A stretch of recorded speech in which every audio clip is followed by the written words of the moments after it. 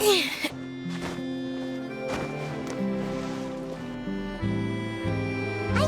Yoimiya, you're already here!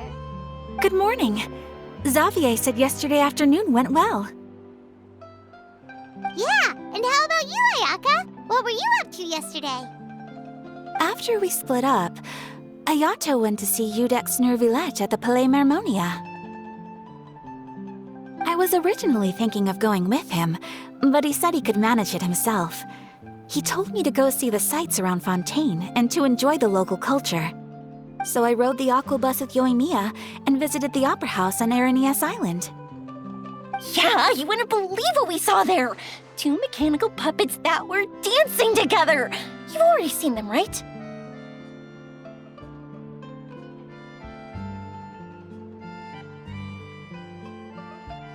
Yeah, those two! Amazing, aren't they? We sat and watched for quite a while. It was mesmerizing, like we could keep watching them forever. Oh, it was the same for us the first time we saw them, too! Afterwards, we went swimming at the beach! Well, diving, to be exact. It was the first time I ever breathed underwater! I held Ayaka's hand and we counted down together. 3, 2, 1, and then splash! We were beneath the waves.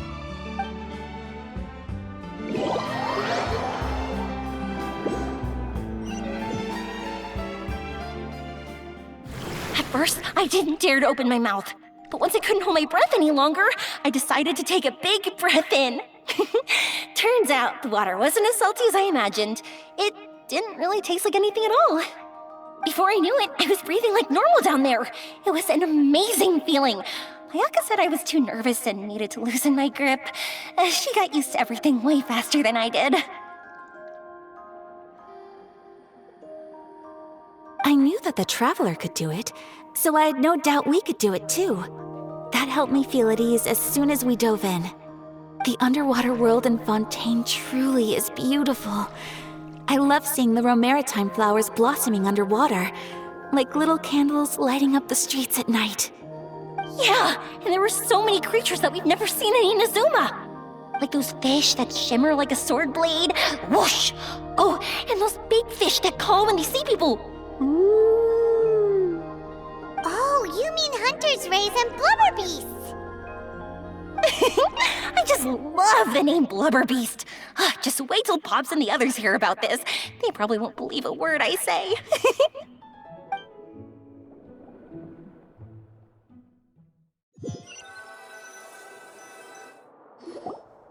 Yoimiya was down there for quite a while. It was dark before we finally rode the aqua bus back to the city. I figured she'd want to sleep in today. Yeah, even I was worried that I wouldn't be able to get up. I still felt like I was drifting in the waves when I went to sleep last night. But as soon as I woke up today, I remembered that we'd all be shooting a film together, and I was ready to go. Speaking of the film, where's everybody else? My brother and Xavier were speaking to the restaurant owner about using the place as a filming location. They should be here soon. As for the others, We're here. Please excuse my tardiness. I just finished the Special Patrol's 6-mile morning jog. Wait, 6 miles? I'm so tired. I heard you all chatting, so I decided to come down. I sure could use some of that endless energy everyone else has. Good morning, everyone. Morning. Can someone fetch me a cup of coffee? More milk, hold the sugar. Sure, I'd be happy to do that for you. No, you can't go anywhere. Please, have a seat over here so I can get started on your makeup. The last thing I want is coffee stains on my costumes. I can get the coffee. It's the perfect job for an assistant.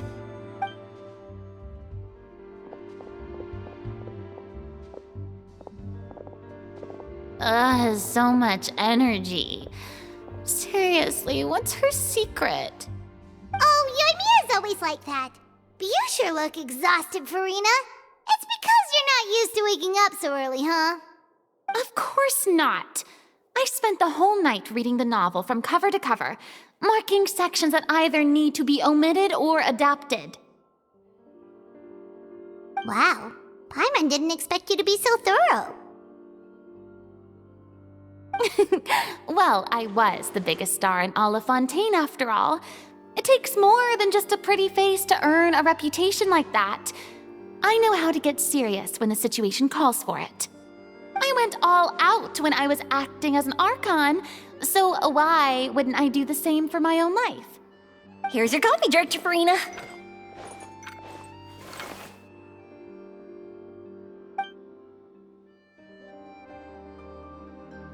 Oh, thank you. The sound of being called director and the aroma of coffee feels almost as refreshing as hearing the birds chirping in the morning. Ah, it seems everyone has managed to arrive on time. We've reached an agreement with the restaurant owner. We are free to use the second floor to shoot our film. Really? That's great! He is really looking forward to our film and hopes that providing his restaurant as a filming location will attract more customers. Well then, Mr. Xavier, I'll leave the rest to you. Okay, thanks. First, I'd like to introduce our new members. This is our prop manager, Veronique. She'll be in charge of all the film's props and items. And this is Bonneau, our lighting technician. He'll be in charge of lighting and illumination to set up each scene's atmosphere. Wow, sure feels like we have some real professionals joining the crew now.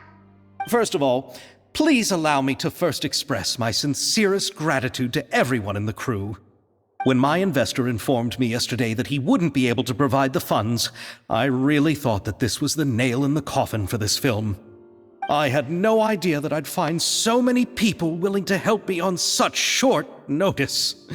Thank you. Thank you all from the bottom of my heart. No need to be so cordial, Mr. Xavier. We're all honored to be a part of this. Your works made a profound impression on me when I saw them back in Inazuma. I am sure that someday, this film will be remembered as a prime example of cultural exchange between Fontaine and Inazuma. Yes, the story is the reason I agreed to join. I can't bear to even imagine what this film would look like without the very best director. Anyway, I would like to make a promise to everyone that as the producer of this film, I'll do whatever I can to ensure that everything goes as smoothly as possible. This is not just my film. It also embodies the thoughts and feelings of every person here, as well as the endless effort we are about to pour into it. So, without further ado, the Two Musketeers will officially begin filming now! You may take it from here, Director Farina. All right, listen up, everyone.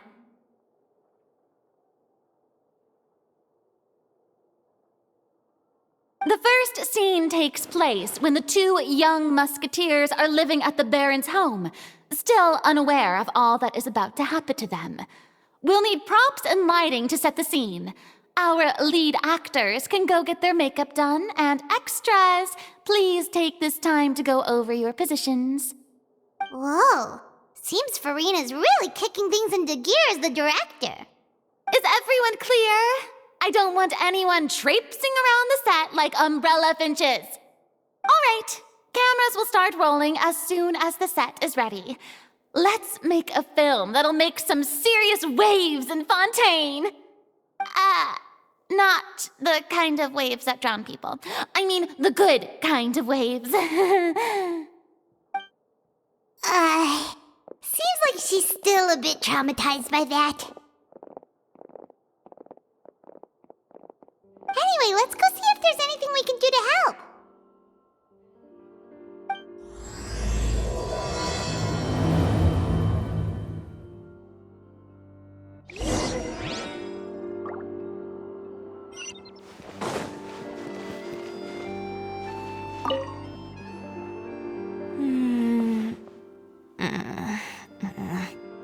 Ayaka has mentioned you to me before. She said that you two were great friends when you were kids. No talking. I'm thinking about how to do your eyeshadow. Ah, yes. To help me really look the part. To achieve a more young and naive look for this scene. Are you saying the wrinkles around my eyes are too deep? You just have too much of a calculating look in your eyes. You sure don't mince your words. It seems you really haven't changed much. Quiet.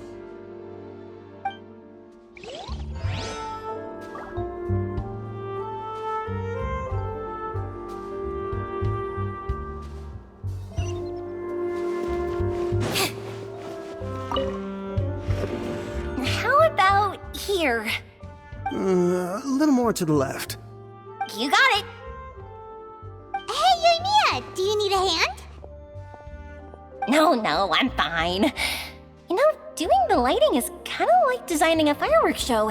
It's interesting to imagine what kind of atmosphere the lights will create. I heard that the Traveler will be operating the camera and Paimon will be the clapper loader, right? Those roles are just perfect for the two of you. Really? Is that because it'll be easy for Paimon to hold the clapperboard while flying? Well, sure, there's that, but that's not exactly what I meant. I just think that after all your journeys together, you two must have developed a super close bond and just naturally know how to work with each other. If I'm not mistaken, the director will want the cameras rolling as soon as the clapperboard goes clack.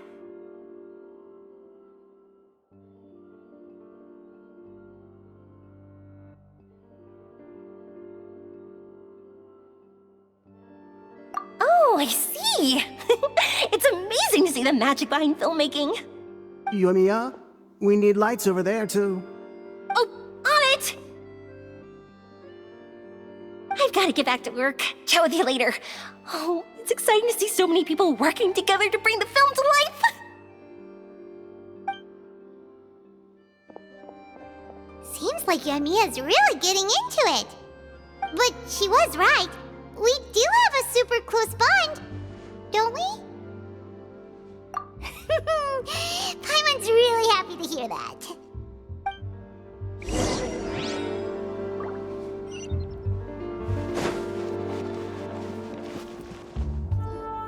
So, this is a real musket? No, it's just a prop weapon. Not bad. Have you seen a real musket before? Only in books and newspapers. I made this one based on the relative shape and proportions I saw in reference images. When we're filming, some special gunpowder will be applied around the muzzle, which will help create the flash and smoke effects of a real gun being fired. Which means it'll be up to the actors to portray the recoil. That's right. The sound effects for gunshots will also be added in post-production. Thank you, Veronique. I think I know where to start now. However, the musket's gears and firing pin could still use some work. Adding some wear on the metallic components will make them appear more realistic.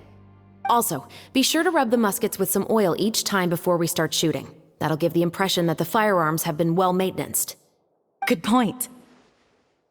You seem to know a lot, Miss Chevres. I assume you use these types of firearms on a regular basis? Yes, I perform routine maintenance on my weapons every day. Just like we as people need to eat and sleep, muskets need to be cleaned and maintained. I also perform similar care for my sword every day, and familiarize myself with its shape and weight, to the point where it feels like a natural extension of my body. Yes, this way, our weapons will never betray us in the heat of battle.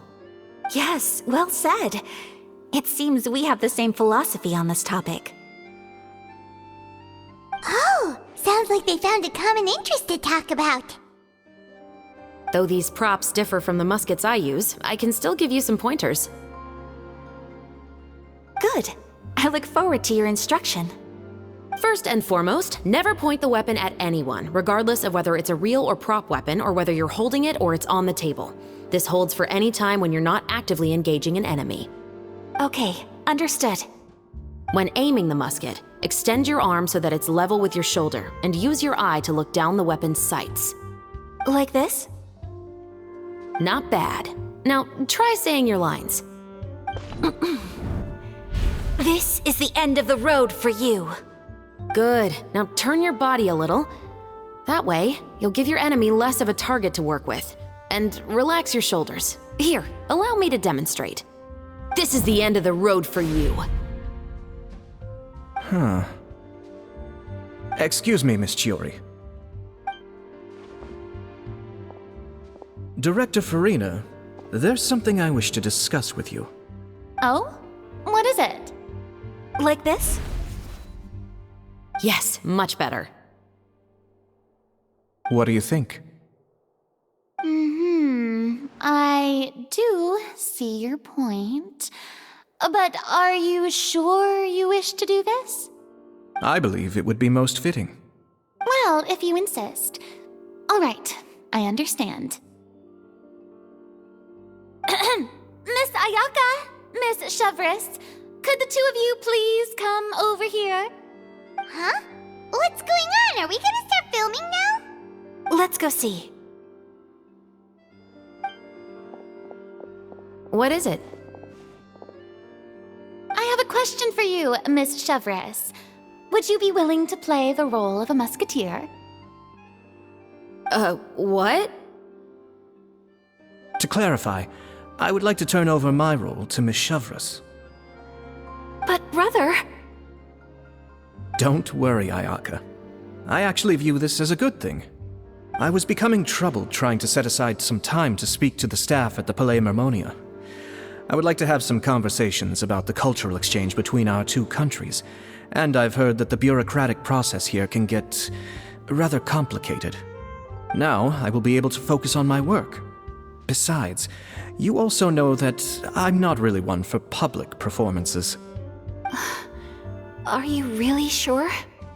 From a director's point of view, I also felt like the relationship between the two musketeers in the original story could be improved.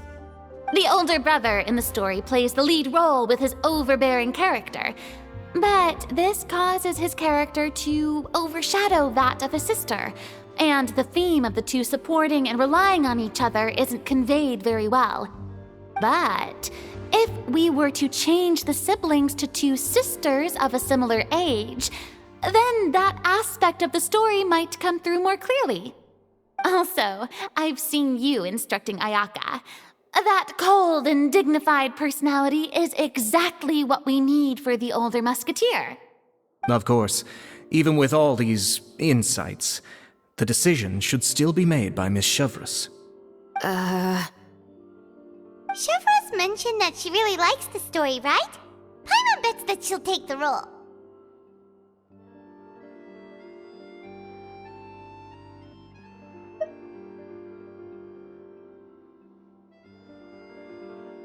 All right, I'll take the role. Good. It's decided then. I'll get started on making edits to the script.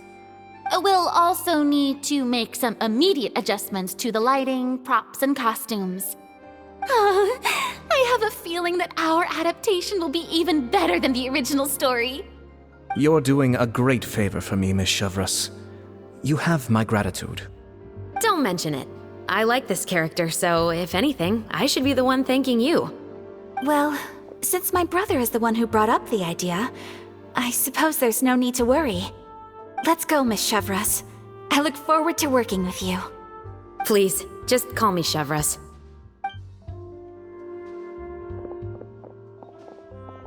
Seems like you're really going out of your way to solve the problem I was having with your makeup.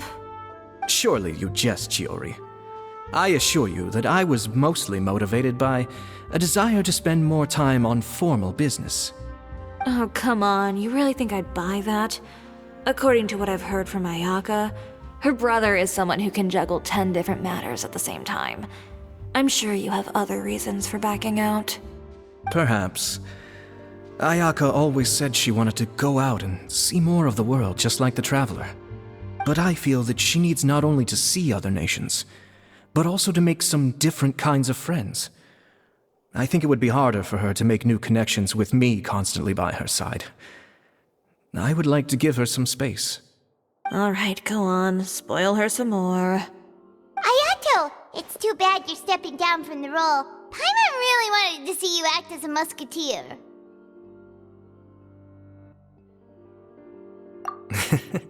No need to poke fun at me. I'd wager that you also felt that I wasn't the best candidate for the role. It's a little hard for Paimon to imagine you saying those lines. Yes, I've made an appointment to meet some people from the Palais Mermonia. Now, I will have some more time to prepare. Traveler, get the camera ready. Paimon, get the clapperboard. Actors, to your positions. We're about to start shooting the first scene. Go on now. And please take good care of Ayaka. Yep, don't worry.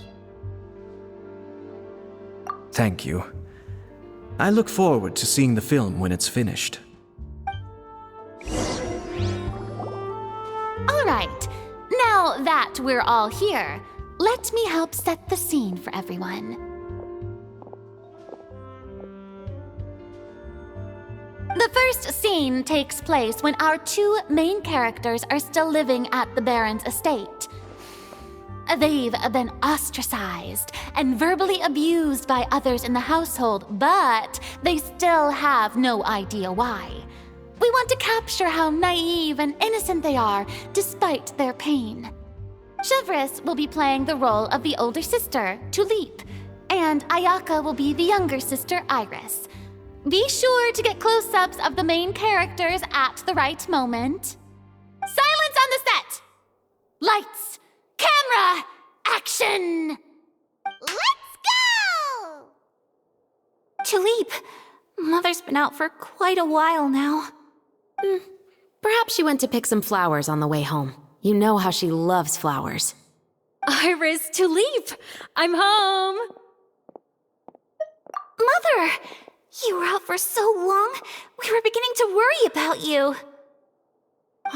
I'm sorry, but I'm back now, safe and sound. Here, I brought your favorite treat, apple turnovers. Mother, what are those bruises on your hand? Huh? What bruises? Oh, I must have bumped into something while I was working yesterday. But I didn't notice them this morning. Then perhaps they're from when I accidentally tripped when I was out just now. By the way, did you have fun playing at home? What's the matter, Iris? Well, we've realized that no one really wants to play with us. They even took Iris's doll and spat at us. And they even called us names. They said we were... Shh. It's all right. Don't worry. Girls, it doesn't matter what anyone says. Don't listen to them. No one can define you with such words. You both have wonderful lives ahead of you. Just like your names. You will both blossom like beautiful flowers. Maybe your time to blossom hasn't quite come yet, but one day, you two will bloom more beautifully than anything else. Don't let the soil you're in now ruin your future beauty. Understand? My dear daughters. And cut! Not bad. The actors' emotions were all on point. Let's keep that take. Also, if our clapper loader could avoid shouting at the start of the scene next time.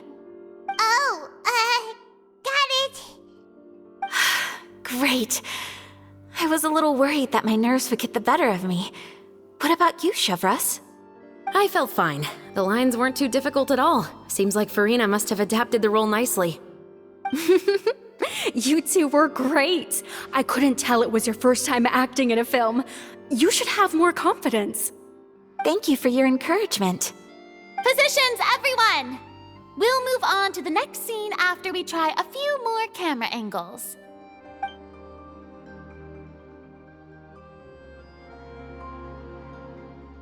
This scene is when our two characters return home, only to discover their mother has been murdered. Ready? Lights! Camera! Action! Mother, we're back. Mother?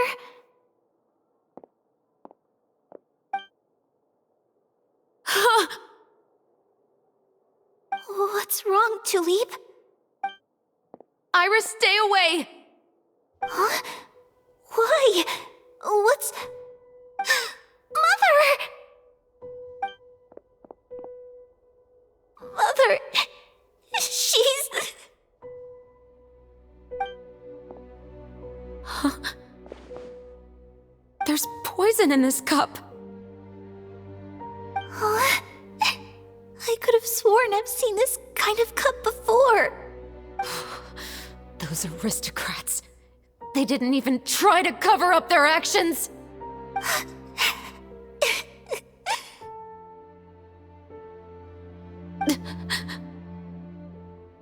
Iris, we need to leave this place. Leave? But now that Mother is gone, where can we even go? Anywhere. All I know is that we can't stay in this house. But are we just going to let them get away with this? We'll have our revenge, I promise you. Just not right now.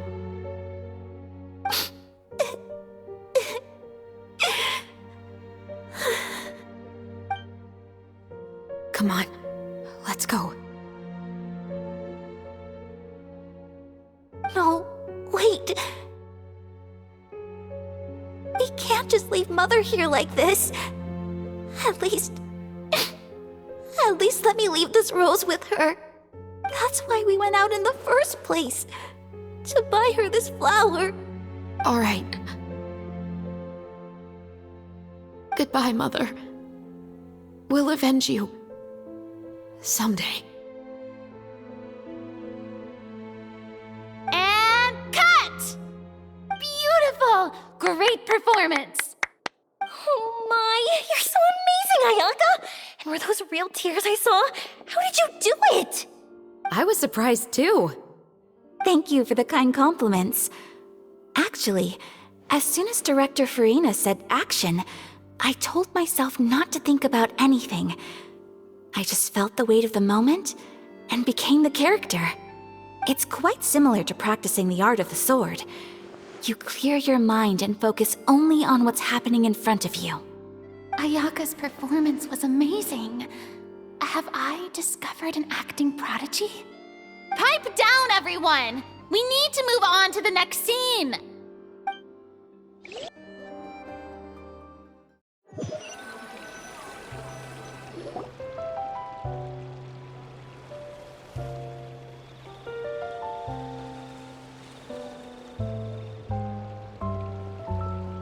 Huh? Are we done already? But Paimon wants to keep playing with the clapperboard. How do you feel, Traveler? Is your arm sore from holding the camera all day?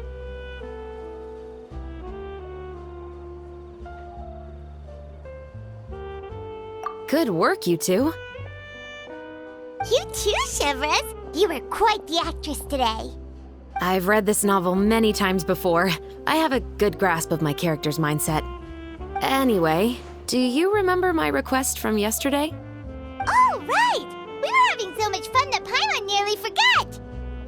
You have a case where the murders seem really similar to the cases in the novel, right? So, how are they similar exactly? In the story, the main characters grow up to become two musketeers, always using their guns to carry out their revenge. And on each of the victims, they place a rainbow rose as a signal that they've returned.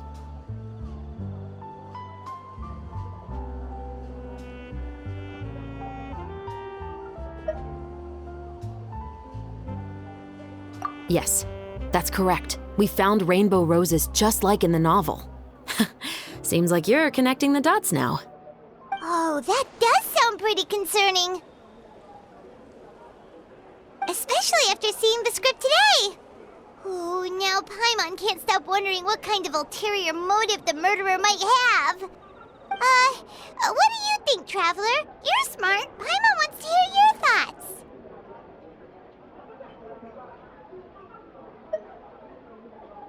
Good. On behalf of Fontaine's Special Security and Surveillance Patrol, thank you for your dedication to justice.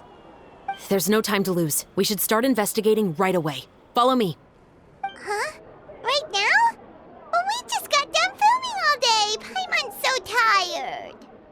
The most valuable intel always comes after nightfall. They are like small, remote islands in the middle of the sea. If you don't stay vigilant, you will pass right by them in the fog. That's how one of my favorite books always puts it, at least. So, where are we going right now? Let's start by checking out some workshops that sell mechanical components. If the culprit is making their own weapons, it's very likely that they'll visit those sort of places.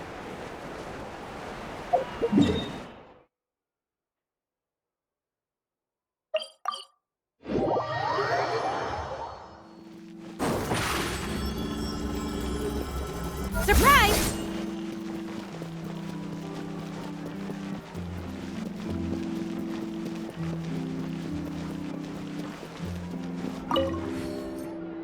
Welcome to LeChaux's Clockwork Workshop. How can I help you? Hello. I'd like to know if anyone has purchased some special components lately. Special components? Sorry, could you be more specific? I mean the kind of components that aren't typically used for clockwork toys, but for firearms. Huh? For firearms? No, we don't sell those sort of things here. Don't misunderstand. I'm not here to cause any trouble. We are merely investigating a case, and we're hoping that you could cooperate. Well, to be completely honest, I'm not even sure what kind of components that would entail. Has anyone ever purchased components here as an individual rather than on behalf of an organization? We have a lot of customers who buy toys, but those who buy components are all regular customers who buy in bulk on behalf of their organization. Is that so? I understand. Thank you for your cooperation. You're welcome. It's the least I can do.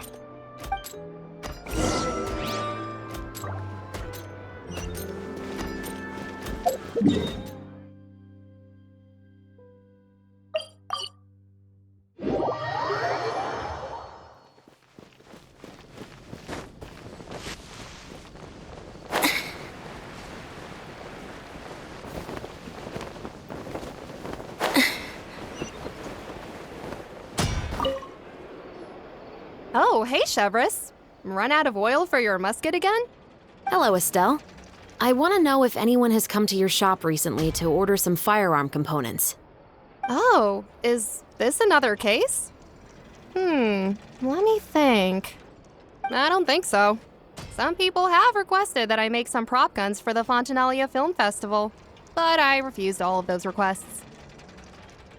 Oh? Why's that? Because there's no profit! I only make things here that can do some real heavy lifting. I don't have the energy to make some new molds just for the festival. Then has anybody come specifically looking for mechanical components?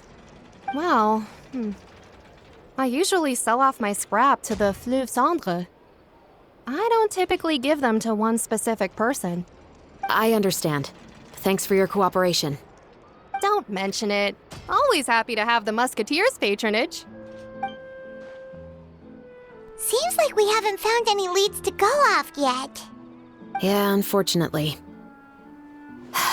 All right, let's head to Fleuve Cendre next. Huh? Are you sure? People might not be so thrilled to see the captain of the special patrol there. You think so, huh? Then I guess you don't know. Huh? Know what? That I grew up in Fleuve Cendre.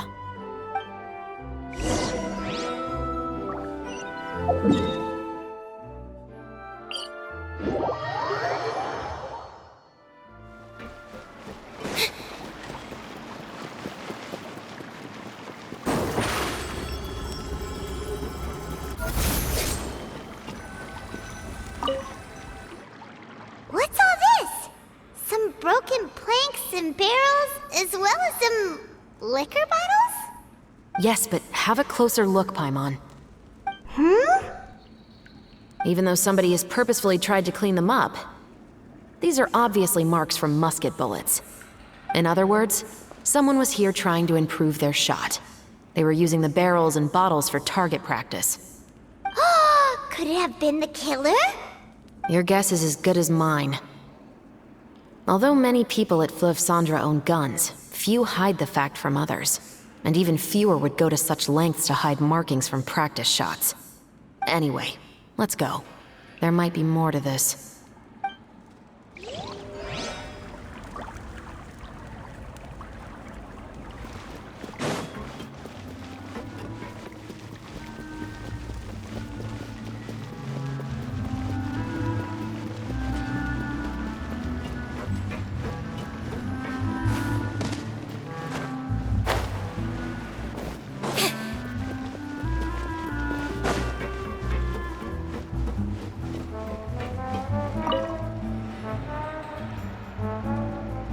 It's been a while, Tetro. Please, just get on with your request. I want to know if you've heard anybody talking about muskets lately. Information isn't free, you know. I've heard that bandits have been extremely active in the countryside recently, and they've been affecting the delivery of goods to Poisson. I can allocate some more manpower to help out with that problem. What do you say? You're still as helpful as ever. One of our men got drunk at dinner about a month ago and lost his gun. 3 days later, it turned up in the corner here. What's weird about that? He just forgot where he put it, right? This is Fleuve Cendre, my friend. Anything of value left in the tavern won't ever make it to the next day. But that gun turned out to be an exception. It didn't get any new wear and tear on it, and didn't even appear to have been fired. We were quite mystified as to what could have happened. I suspect it came back because the weapon was already known to the guards. You mean, a criminal was afraid the Marechaussee Phantom would use the shot marks to track them down? Maybe. But if that's the case, the culprit really took great care to avoid getting caught. I didn't say anything about a criminal. In Fleuve Cendre, knowing who was killed is as easy as knowing what clothes you're wearing today. It's the guy living in the east side, isn't it? I've never liked him. Every time he's here, he just orders a drink and sits there with a nasty look in his eyes. So, who was the one who lost the gun in the first place? Don't bother. Even if you ask, he wouldn't admit to owning a gun to some strangers. Not to mention the captain of the Special Security and Surveillance Patrol. He's right. I know you grew up here, Chevres. Even though you're on good terms with the Spina, you've still been gone too long. Not many people know you here now, and a lot of people don't like the Special Patrol. I know. So take my advice and don't show your face too much around here. It's for your own safety. I'll come and go as I please, and I'm afraid I'll be appearing more often due to my work. All right.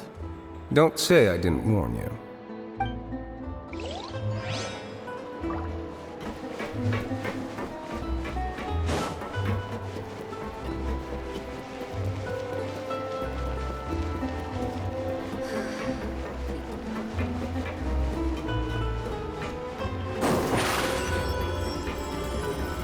Over here! Hello, I'd like to ask some questions. I don't know anything. Don't worry, I'm not here to arrest anybody. You say that now. It's the truth. Here, take this as my guarantee. Wait, did Paimon just see what she thinks she saw? Is the captain of the Special Patrol bribing a citizen? Seems you're different from the other guards. What do you want to know? Have you heard anything related to muskets in Fleuve Cendre lately? Anything at all? Muskets, huh? All I know is that about 2 weeks ago, we started hearing some loud noises at night. So loud that it's been waking me up. Were they gunshots? Possibly. It's hard to tell around here. Someone's house collapsing, a pipe exploding somewhere, it's all the same. But the noises I'm talking about definitely happened after I fell asleep. Do you know where the noises were coming from? I don't remember clearly. Is it that you don't remember, or that you need to think about it some more? You tell me. Then please, think about it some more. She's giving her even more Mora! The noises came from the end of the Southern Waterway. I came out and had a look for myself and I wasn't sleeping well, but I didn't dare get too close. That's all I know. All right, I'll take your word for it. Thanks for the pâte de fruits.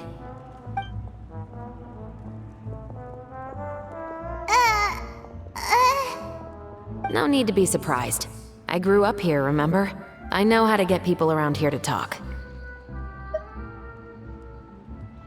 My apologies, I'm all out of sweets. Though I do have some other tempting snacks in my custody. Fries, fried chicken, and even onion rings. But taking care of junk food is my responsibility. You're better off sticking to your normal, nutritious diet. Now then, let's keep going. Seems like that's all we'll be able to uncover for today. Paimon feels like we managed to learn a lot more here than up on the surface. Yes. Assuming that everything we found is indeed connected to our suspect, then their timeline was probably something like this. A month ago, our suspect found a gun and took it home to disassemble it. Once he'd figured out its mechanics, he brought it back. In the following weeks, he used some parts to create his own makeshift musket, and took it to the Fleuve Cendra for target practice. Then, a few days ago, he found his target and carried out the murder. Once the deed was done, he left a rainbow rose on the body, just like the scene in the novel. That all makes sense to Paimon, but we're still no closer to figuring out the killer's identity. The deceased was a resident of Fleuve Cendra. It's said that he was a poor, solitary man.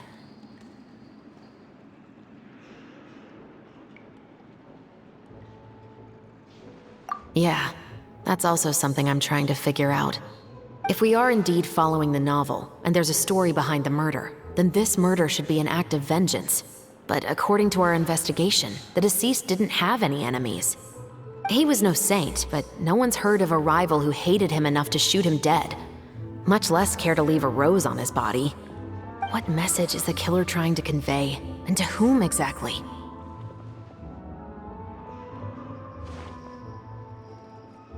We've thoroughly investigated that possibility. He claims to have spent the whole day at the Opera House on the day of the murder, and the staff there have confirmed his account. Okay, so he has an alibi. Not only that, he lacks a credible motive as well. He has a family of his own, and both of his parents are still alive. I've looked into his records. He was adopted at the age of 6, and all the proper procedures were followed. There are also records of him at an orphanage before then. In the story, the mother of the 2 musketeers was murdered after the children turned 10. Of course, he could have changed the children's ages, but I don't want to assume anything without evidence. More importantly, I've also had a chat with him in person. He didn't seem like the kind of person who would pull the trigger to kill a man. Then, what should we do now? We have all this new information, but it doesn't help us move forward. Investigations take time. I didn't expect us to catch the culprit in just a single day. How about this? Let's spend the next few days filming with the crew. We can continue the investigation once we're done with the film. I'm sure that given time, new leads will present themselves. Wait, but weren't you saying Intel is like small, remote islands in the middle of the sea just a moment ago? Wouldn't you just miss them if you were to stop looking? Ah, but the book had more than one reference to the islands, Paimon. Oh? What else did it say then? As long as you spend enough time sailing through the fog, you'll eventually come across an island.